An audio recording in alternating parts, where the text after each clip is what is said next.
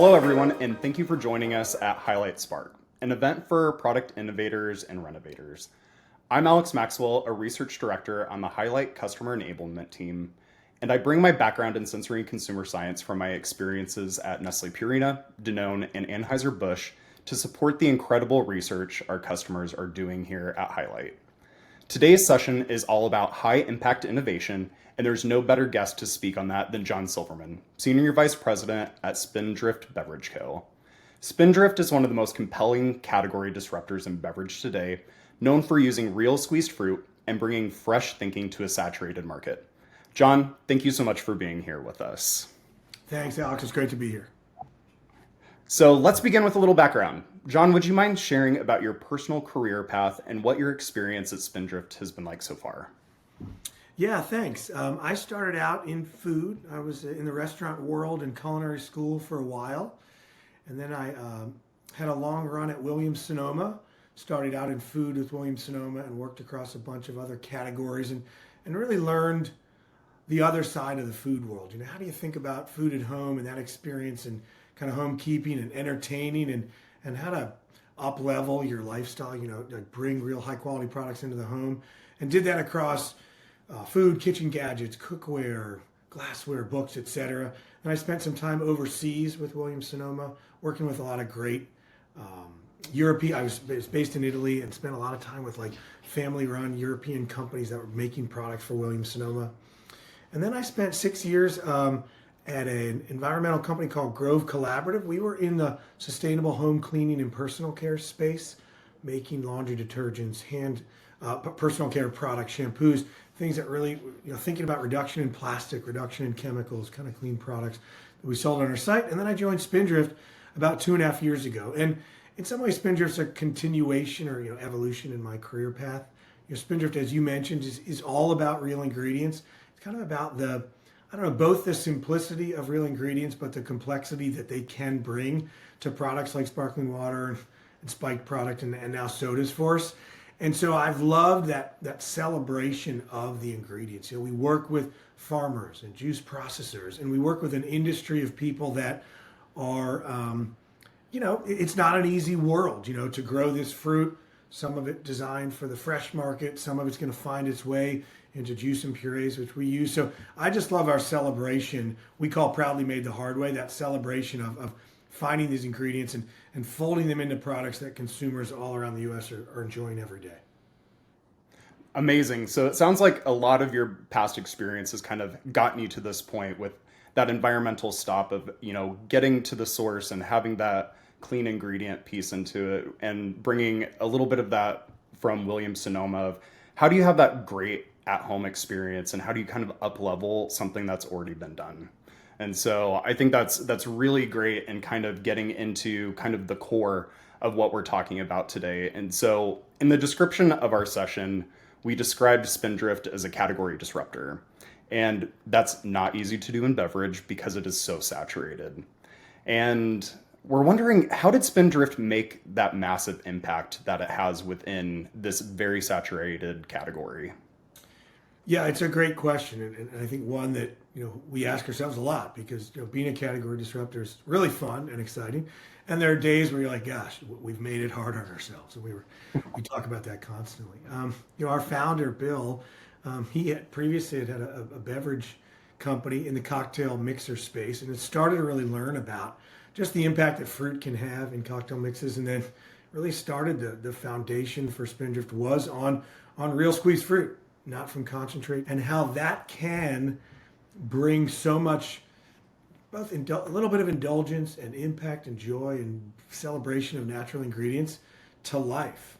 And we started out, our origin was in a slightly sweetened soda that had to be refrigerated. Wonderful tasting product, a little bit of sugar. And the challenge was, glass bottles that had to go through cold chain all the way mostly to kind of quick service restaurants. That's a challenging business to be in, particularly when you're starting out. So we evolved over time to be, as hopefully many of shelf-stable sparkling water business. But we kept that real squeezed fruit, ethos. And I think that part of the motivation for us then and now is still, if you look at the sparkling water category, for the most part, and we have this image where you're looking from above at a bunch of different glasses of kind of the same flavor of sparkling water across a number of top brands. And then you have Spindrift there as well. And you see 8 glasses, and 7 of them have a clear liquid in them. And, they are indistinguishable from one another. And then you have, our Spindrift raspberry lime or lemon or whatever it may be. And you see this very nice, vibrant, pinkish purple liquid that comes from raspberry puree. And it, I think that we're always surprised in a way that there's so much flavor variation and the celebration of flavor and art on cans and multi-packs in the sparkling water category that's so, evocative of fruit and, what fruit gets you. And none of those products have real fruit juice in them. And so for us, it's always been at the core in that point of differentiation. Once you can find that, lean into that as, hey, consumer, this is the reason why you should think about Spindrift. Choose us over a very busy category and brands that, that have done quite well. Here's that point of differentiation. We've been able to lean into it more and more and more, get better at how we source that fruit, how we process it, how we keep it in its cleanest form as much as possible. Get the vibrancy and color and taste and smell out of that fruit. And so it just, we kind of wake up every day knowing that what we do more than anything is not from concentrate juice. And we fold that into different categories of beverages in a way that we think basically no one else has done before or done since. Great. And you've mentioned flavor so many times and how that's been a true driver of how Spindrift has been so different from those colorless but fully flavored competitors on shelf. And so one of the things that Spindrift is really known and loved for is the steady stream of new flavors. And while consumers surely enjoy the novelty, those of us in the industry behind the scenes know how much hard work that requires to get all of those flavors to shelf. Especially with my experience in beverage R&D at Anheuser-Busch, the windows of opportunity in beverage are so narrow, and speed was the name of the game for all of that, especially when you are innovating within existing and growing categories. Why do you think it's so different and so hard for some CPG companies to move quickly while innovating, and how can they overcome some of those barriers?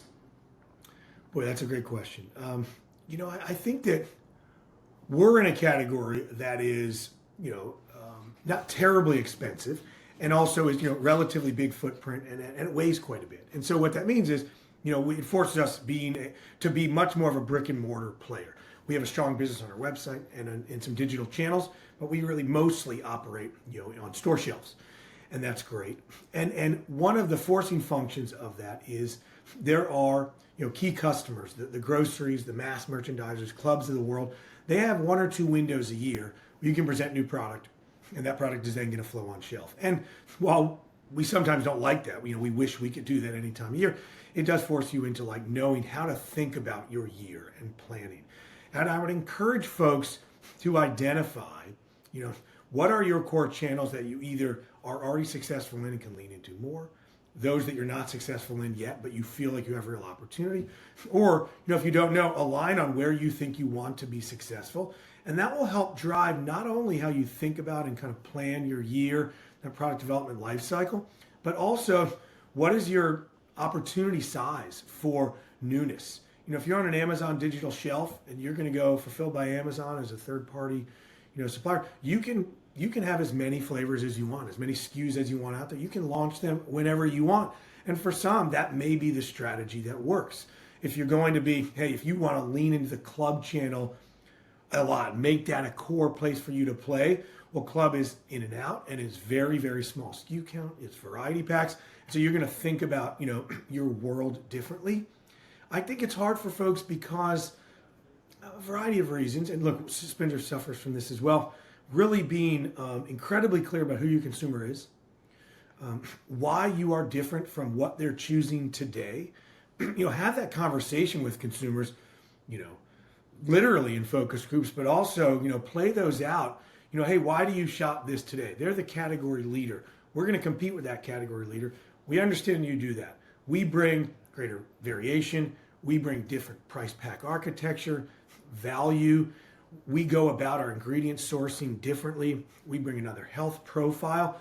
Really identify that for yourself and hold yourself to that. Make sure that for a couple of years that guides all of the innovation that you're doing as much as possible. Now, every so often, you may need to refresh that vision and say, you know what, value is not as much of a part of our DNA.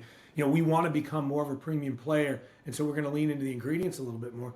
But be very clear with yourself about why you're different, and be sober about it. You're not going to have 11 differentiators versus the category. Think about who the leaders are and what are the one or two things that you're doing differently and you think and hope are doing better than others. So I think that's one piece. I think that folks, frankly, get, the larger you get, you can get complacent, and you maybe end up getting kind of flanked by the younger, smaller folks that are digitally native, willing to fail fast. And we think about, how we came to be. We've been around about 15 years, and our brand awareness. And you look at brands like Poppy and Olipop, who are not in the sparkling water category, but for them to get to kind of almost ubiquity around brand awareness, it happened much more quickly. They were digitally native. They came up in these channels where you can broadcast your message, very differently to a lot of people, much more quickly than Spindrift did, starting out in quick service restaurants, going into Trader Joe's, into Target. And so, just think about how you want to position yourself, that way. But again, some folks get a bit complacent. We really want to have that mentality of kind of who's coming after us and how do we stay fresh in consumers' minds? How do we, hit on both mental availability and then also that physical availability so consumers are thinking of us and also able to find us. So I understand why it is challenging for folks, and we experience that as well. Great. So tons of things going on with, there's a lot of barriers out there, and it's kind of choosing what are the priority ones to overcome and kind of what makes you different between going premium or kind of battling your own internal complacency.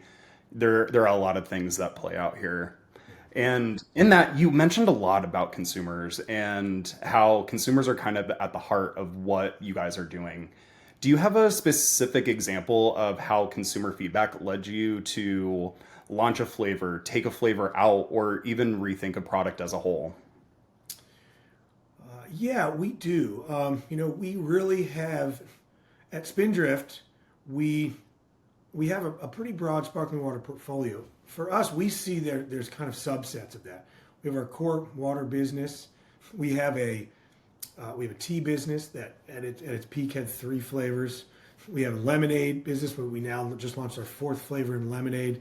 And then we have kind of what we call mocktails. So we've got about 4 flavors kind of in the mocktail category. And they all live in the same part of the store today. But we know the usage occasions can be different. And why consumers reach for them, can be different. And so before we launched Nojito, which we launched in February 2023, we were thinking about calling that product Lime Mint, because that's what it is. It's lime and mint.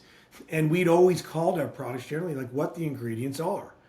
And this just predates me. I joined Spindrift in 2023, but some of my colleagues were thinking about, this really does evoke a mojito. Like, this is a mojito. Obviously, it doesn't have the simple syrup and it doesn't have the rum. And so we thought about, let's go out and let's put in front of our Spindrift.com community where we talk to our community. We also talk to our customers, consumers, and we sell product. And let's also talk to our key customers like the Targets of the world. Let's put it out there as a mojito and let's understand how consumers are going to react to that and how they inform that strategy. We were a little bit nervous about, we're very straightforward about what we call products. To date, you could read every one of our cans and know exactly what was in it. And even with Nojito, we went from mojito to Nojito, because that no being no alcohol. And that's pretty clear what's in it. But still, there's you're entering maybe a slightly different emotional territory. And so we went out, we talked to consumers, we talked to our own drifters, as we call them. We talked to some of our key customers, meaning our retailers. We put that product out there, and we were amazed at the enthusiasm for it. Hey, I already know what to do with Spindrift products. They're broadly applicable throughout the day when it comes to usage occasions. But Nojito really just triggers something in me. And most people don't use it as a mixer, We know that some do, but it just takes them to a place. It's a vacation. It feels a little bit more. There's relaxation base. It's a moment away, and so that's where we really dove into, the consumer and what they're thinking about the product, when they're going to use it, what they're already, how are they, what do they have for that occasion today? Again, just 2.5 years ago, it may feel kind of seem crazy to say, this mocktail notion, it was almost undeveloped totally. There's the athletic beers of the world, but most of the non-alcoholic cocktail brands that you see today didn't exist 2.5 years ago. And so there wasn't, consumers didn't exactly know how they were going to respond to it, but they just saw something in it that resonated with them.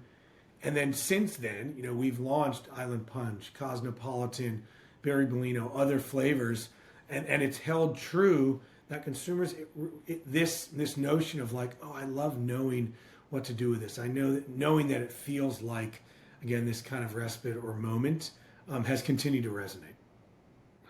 Perfect. And I know when I was on that kind of research piece that trend of low and no alcohol was starting to really boom about 2 years ago. And a lot of focus had shifted from, those heavy IPAs that we had in the early 2010s, mid 2000s, and we're kind of swinging that pendulum back. So the introduction of kind of those flavors that signal a cocktail or a mocktail, or bringing that sense of I'm going to have a 15-minute vacation here at my desk, is really kind of serving the consumer on one trend or another. And with that piece on low and no alcohol, Spindrift has also kind of done a touch in alcohol with Spindrift Spike, and having the first kind of touch into that beverage alcohol space, and even leading into the soda category with the new Spindrift soda. And so when you're doing kind of that category hopping from one part of the aisle to another, what did you learn about launching a product in these categories that really surprised you, created some of those barriers that you didn't know about, and was a completely different game, especially compared to the sparkling space that you existed in? Yeah, it's a wonderful question. There's so much there. When it comes to spiked, well, I will say with spiked and soda, I think one of the things we learned is that we didn't do enough consumer research. We just didn't have conversations with consumers in both quantitative and qualitative ways. And that's, I think that for us, that's a function of being in the sparkling water space for a long time and really having a strong innate sense as to what's working for us, what consumers, what's resonating with them, and then how to push that further. But you're in the same category. When it came to spiked, one of the big differences with spiked is the route to market. We cannot call on, a retailer and directly sell them an alcoholic product. We have a 3-tier system in the U.S., and so it's just a different way of working. We sell our sparkling water direct to many of our large customers, grocers, club, etc. And so you can't do that. And so how you service that business, how you communicate what's different and your messaging. We do have conversations with the alcohol buyers at some of those retailers, but that was different, and so we were able to share exactly how we were able to talk about sparkling water exactly how we wanted to consumers, to customers, et cetera. And with the alcohol-based product, you can't quite do that. Alcohol also, people buy alcohol in very different places compared to sparkling water. All 50 states, 50 different rules of what can be sold and what can't. People buy it in independent liquor stores. So you rarely go to a place that has, 1,000 doors like some of our grocery chains do. So it's much more dispersed selling, and that has its advantages, disadvantages. You can go and test things in ways at independent liquor stores that you can't maybe do in the non-alc space, but you also can't get that critical mass and that efficiency of selling. And so that was key learning for us. You also go back to that kind of consumer insights. I think we knew in sparkling water, we knew what that difference was. And it's a monochromatic category. I think that many of our competitors are quite similar to one another. We know consumers switch between those brands quite frequently, not a lot of loyalty, and they do that with Spindrift as well. In the alcohol space, the drivers are different. Alcohol is the reason that a lot of people are there. And so the differentiation we have in real ingredients and fruit is still very much present in the seltzer space. But there's also this core thing of, some people are like, hey, I'm looking for 4 to 5, 6% alcohol, and that's my key driver in purchasing this. And so we are not different in our alcohol than some of the other players in the seltzer space. So we had to think about that differently. I think maybe asking some of those questions to consumers ahead of time would have helped.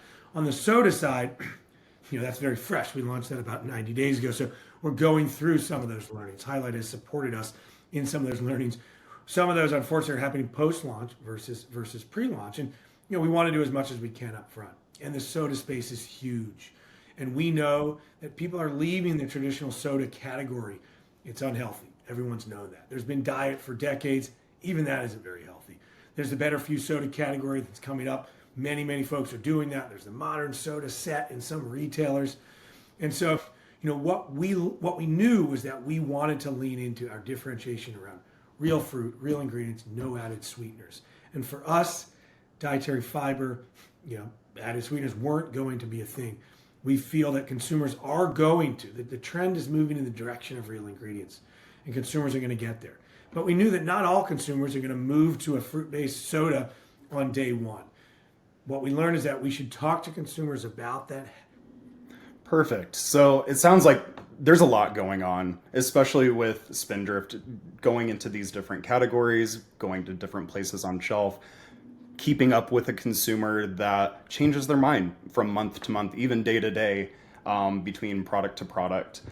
And so using a product testing platform like Highlight, how is that bringing value to your innovation process and staying relevant with the consumer, but also getting those insights that you need to help make those longer term decisions? Yeah, look, it's as I mentioned, it hasn't been as core to our process as it should be. I think we'll be moving forward. And the way it helps is, there's relative speed to it. There's obviously a number of different ways in which you can use insights or the Highlight platform. There's product tasting, there's concept reaction, there's packaging, there's a combination thereof. And so Spindrift is always going to be a category disruptor. I mean, we just wouldn't go into a category if there's somebody in there doing something very, very similar to what we would do.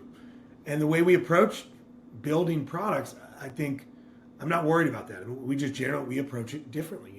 Again, real juice and purees, not from concentrate.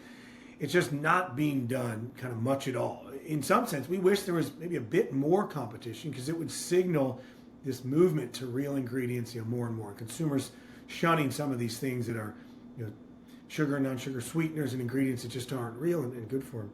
And so, because that's how we think about these categories, a lot of folks are not. The first sip is not going to be a home run. It's going to be different. It's going to be less sweet. It's going to taste different. A lot of people outside of orange juice have had no experience drinking not from concentrate juices. It's just, that's the reality of some consumption habits. And so working with a Highlight, any consumer insights platform gives you the ability to ask a lot of questions, put a lot of the risk on the table before you go to market.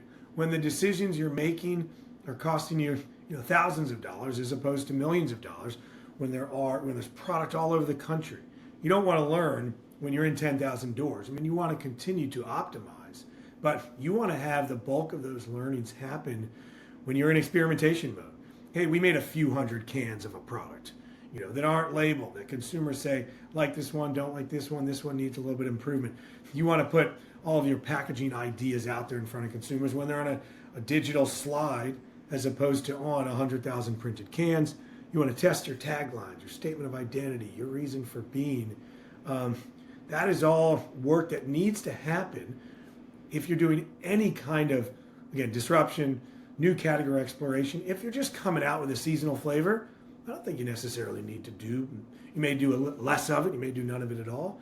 But if you're trying to pave a new road, those are questions that we're all going to come to grips with. We can do it, for years up until launch. We can do it just ahead of launch. We can do it post-launch. But walking down that road, those decisions just become much, much more expensive the later in the process you do. And look, there are brands that obviously that haven't asked those questions. They're out there, and that product goes away forever, or maybe a couple years and comes back, but often forever. And that's an expensive decision. If you put that markdowns and expired products or just obsolete products you've got to dispose of or pull back from retailers, whatever it may be, that is orders of magnitude more expensive than asking those questions up front. When you think, oh geez, do I have enough budget to drive some insights right now?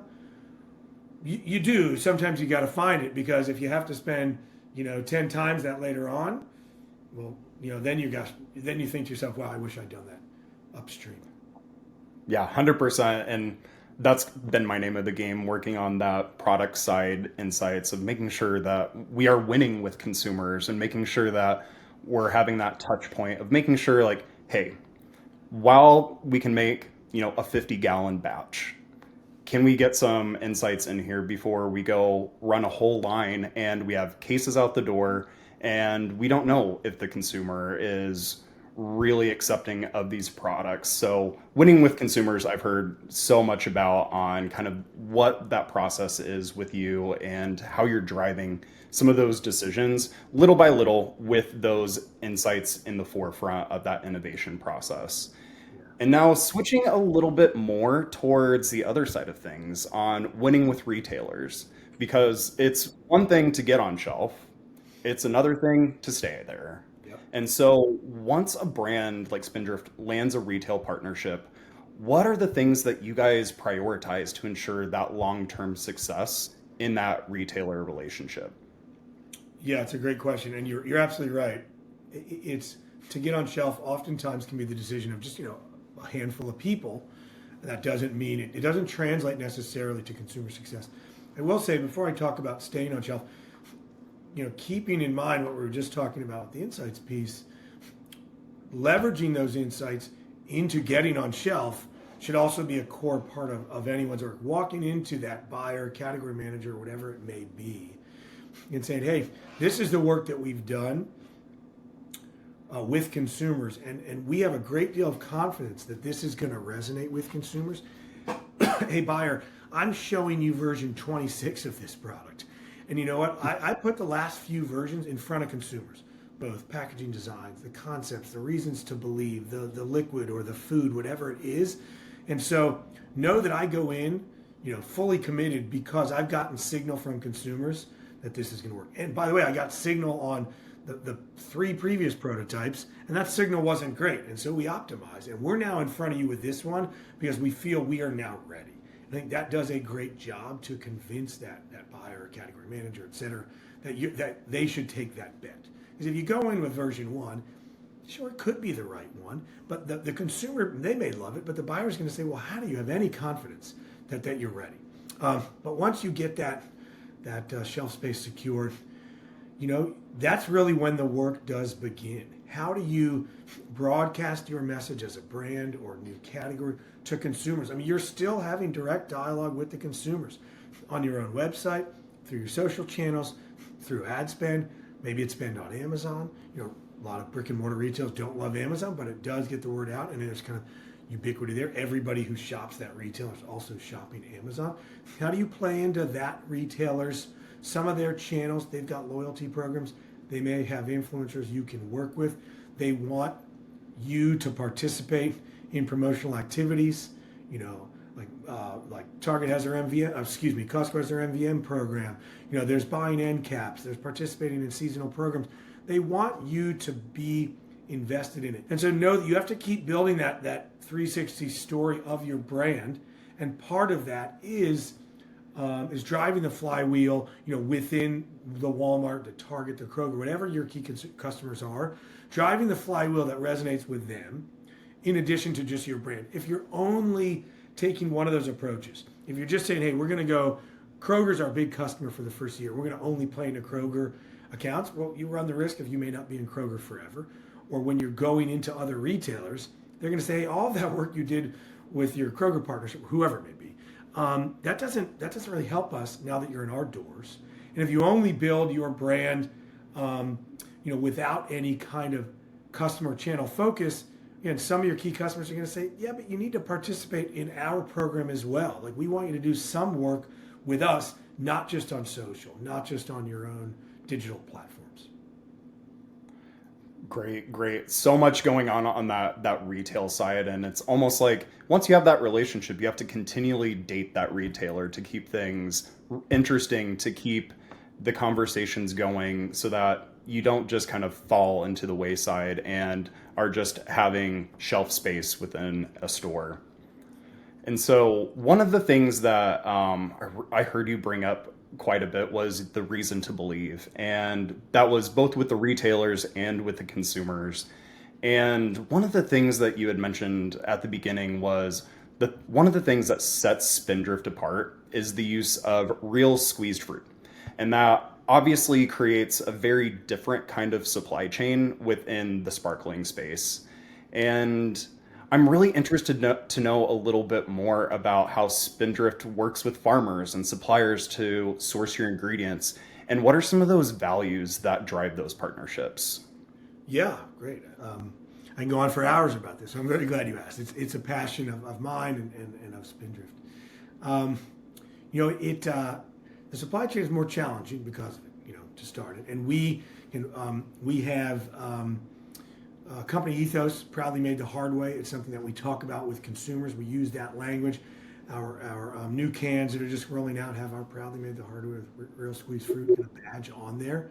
And so we do some work directly with farmers, and we do some with juice processors. And so, much of the fruit in the U.S. is grown to be sold fresh fruit that you buy in grocery stores. A little bit of it is grown, Concord grapes. We have a grape aid product that we launched a year and a half ago. It's Concord grapes. Love that product. I think it's a great flavor. Concord grapes, for the most part, are grown to be juiced. And you've seen, Concord grape juice is out there in markets. And so there we have a relationship directly with farmers. But in other cases, strawberries that we buy, that fruit is grown. The farmers are hoping that 100% of that will go as fresh strawberries. They make more money because of that, when it's sold fresh. But they have what's called grade outs. Visually, it doesn't look great, but the strawberry is perfectly good. And that goes to people who then juice or puree that product. And we work with those folks as well. We're trying to increase our relationships directly with farmers.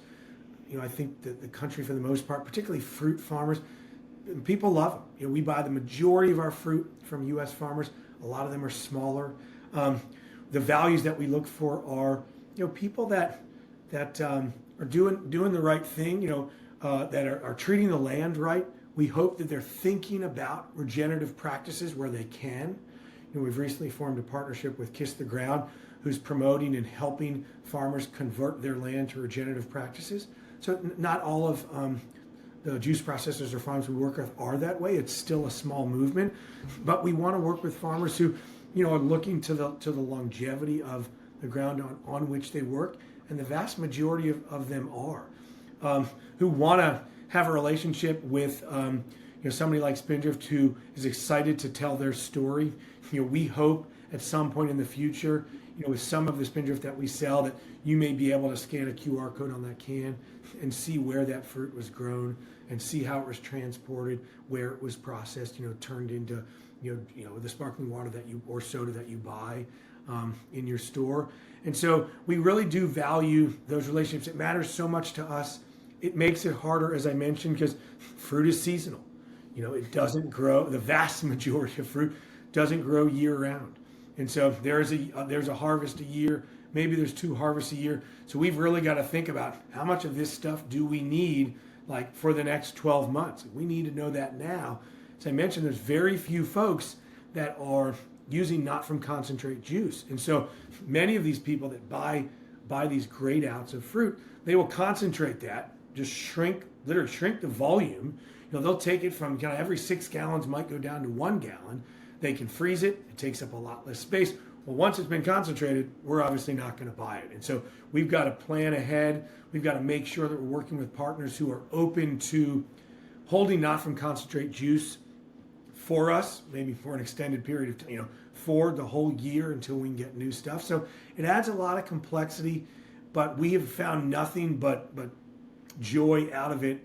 Some of these partnerships are just incredible. And some of these farmers didn't even know that, like, they could see that connection from their fruit that they grow going all the way into a Spindrift in stores. Many of them don't know the Spindrift brand. They're like, oh my God, now I'm going to buy this stuff. Now we go back and we see Spindrift in their offices. Like, we're so proud of the fact that our fruit made it into this can. That's amazing. That's a connection that they don't quite have when their fresh fruit is showing up on grocery shelves. That is music to my ears as somebody who grew up in middle America, rural America, having that farm background of, you guys went direct to the source where that fruit is grown to translate that into a great product that any consumer can buy on shelf. And there's a lot more to it than, giving some sparkling water a kiss of citrus to deliver that real fruit promise. And one of the things that you mentioned was your partnership with Kiss the Ground and having a lot to do with sustainability and having that deep connection to nature. And here at Highlight, one of our main purposes is to build better products for people on the planet. And looking towards the future with your partnerships, how is Spindrift thinking about sustainability as a differentiator? And are there any other initiatives that excite you on that front? Yeah, there are a ton, and it's something we think a lot about. We know because of the way we build product that we are connected to nature, like it or not, and we like it. But you can't buy the volume of fruit that we do and not be connected to nature. And so those relationships matter, and the sustainability of that matters. And we like the fact that, again, if farmers had nothing to do with the product that isn't viable to go to the fresh market that looks quite perfect, the economics would get even harder for them. And so we just see what we do as, in some sense, sustaining their business. It may not be your traditional definition of sustainability, but it does help sustain their business because there's an outlet for that. And we want them to know that we are here to buy really high quality fruit, most of which is grown in the US, and there's an outlet for it. When it comes to sustainability, we do product LCAs, life cycle analysis, understand what's the impact of the products that we build. We do our scopes 1 through 3 emissions and understand what's our impact from a carbon standpoint. We haven't publicized those results for another reason that we haven't built kind of a full annual impact or sustainability report. But we'll refresh our carbon emissions for fiscal year 2024, and we want to start to feed that information to consumers. We see the main goal there is to drive continuous improvement. What can we do? How do we decrease the distance from where we buy the fruit to where it gets processed, to where it gets put in a can, to where it gets delivered to retailers and consumers? What steps can we take there? How can we give back to farmers? Part of the partnership with Kiss the Ground is that a portion of all of the sales of our Spindrift soda will go to Kiss the Ground. Again, that has two functions. One is just to go straight to farmers through grants. That either allows farmers to get educated about how to convert to regenerative practices or funds maybe to buy equipment and other needs to convert to regenerative. And then the other half of that money to Kiss the Ground really goes to promoting the regenerative movement. Getting consumers like us to understand what regenerative means and to shop those brands and products more because we know that those farmers are doing things where the ground is going to be healthy. They're kind of putting back into it for decades to come. That's really important for us. We've had a partnership with 1% for the Planet for a number of years, sponsoring certain events and initiatives so that we are, again, trying to give back. But a lot of what we hope to do, and it's ambitious, is have more traceability, kind of farm to can, as we like to call it, and make sure that consumers know what's going on. And how do we enable farmers, empower them to take some of the steps that they have wanted to take, to improve their practices, whether it be regenerative or otherwise, just things that sustain the land. How do we participate in this? Somebody said to me a number of years ago that offsets, and I think many of us know about offsets. An offset really is, it's just doing something outside of the scope in which you work. Hey, sponsor a wind farm, or, buy carbon somewhere. Insets are really what you want to think about. And an inset operates, within the world that you're impacting. If you're impacting the world through the purchase of fruit, and that fruit does need water, and it might need some, fertilizers in order to help it grow. Well, how do you give back within that space? So you make the land as healthy as possible. I like to think about that inset concept, and I hope that informs many of our sustainability practices moving forward. 100%. And talking about a lot of these practices help sustain the businesses, provides you with quality ingredients at the end of the day. And I want to zoom out on a few things, and probably the biggest topic of 2025 of those macroeconomic things that are really affecting us, because there are inputs for your business, for your ingredient suppliers' business, and everyone's seeing pressures around inflation, supply chains, and tariffs. With all of that coming into play, especially this year, what advice can you give to brands navigating this kind of uncertainty as they're trying to innovate and disrupt within their categories? Yeah, it's a great question, and it's a tough one. Look, I think that literally this the last couple of weeks, the tariff roller coaster is unsustainable. I think it's unmanageable for people to try to orient themselves in that direction. But I would think diversification and optionality does help when it comes to some sourcing and supply chain, even if there weren't tariffs. Have backups. Sometimes have backups of your backups. Think about ways in which you can go to market, with suppliers that are good partners. You want to find that balance of, you don't want to have all those eggs in one sourcing or supply chain basket. At the same time, you want to approach it where you're meaningful to people. If you spread your volume too thin across so many different suppliers, you won't be meaningful to them, and that level of partnership that you may get out of them or may not be great. They may not be willing to partner. So find that balance of maintaining some optionality, but at the same time, be meaningful to folks. Think about what businesses, can you simplify your business in some ways? Are there certain categories of business that, the 80-20 rule a little bit? Do you have a long tail of your assortment that really isn't providing margin accretion, top line revenue, et cetera, that you feel like, hey, now might be the time to hit pause on that. We just don't need it because we've really got a core that we can lean into. Can you look at other markets where you might be able to source?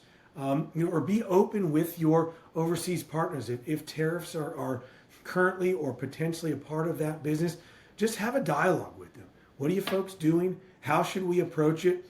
Let's try to be more planful. How do we think about making your life easier, fewer production runs that are bigger so you gain efficiencies, as opposed to our monthly runs, that might be a little bit taxing to you. You're not as efficient wherever you make the product. So turn over every rock when it comes to your supply chain, how you build, who you buy from, how you transport the goods, and just be open about what we can change. And look, it's okay to identify this is a change we can make, but gosh, we're going to need 24 months to do it. That's fine. Put it on the list of things that you're going to work on under the radar and hopefully drive some slow change.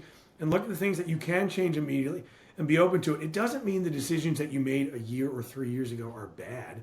It just means that some of them aren't going to lead to as much success in 25, 26, 27 as they were for the past few years. And be humble about that and say, look, this is a reminder of constant evolution, and we need to keep doing that. Yeah, I feel like you're bringing in so many points that are really hitting home with a lot of people in CPG, especially with all of the strategy that goes into staying afloat and having that sustaining business longer term. And now that we're done with the heavy stuff, I think let's lighten it up a little bit and talk about flavors. We've talked about flavors, we've talked about juices throughout this chat, and I have to ask, what is your personal favorite flavor of Spindrift?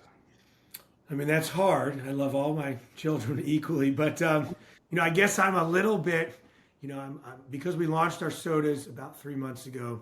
Spent a lot of time there, and we have a ginger ale that's part of that soda launch. And I just think I really do like. I'm a ginger ale drinker, and I've drank other ginger ales on the market, but I just think it's fantastic. We've got this ginger juice that we source.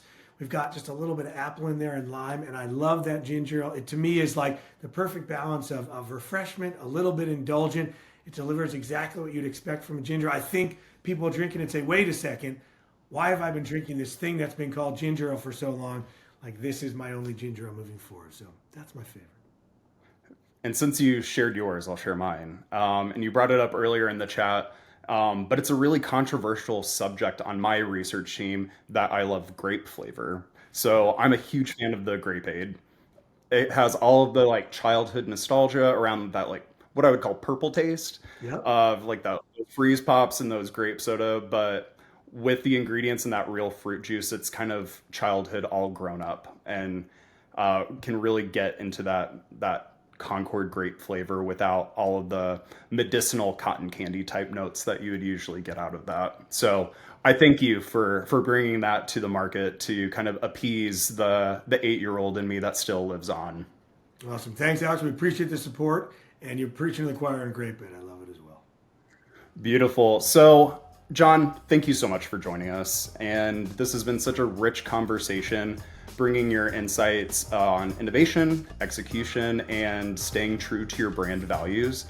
And they're really inspiring, both for those key industry players that are out there and also for those brands that are trying to disrupt in their own categories. And to anyone that's watching, if you're thinking about what it means to build something bold in today's market, I hope this session gave you fuel for your journey. Thank you again, and enjoy the rest of Highlight Spark.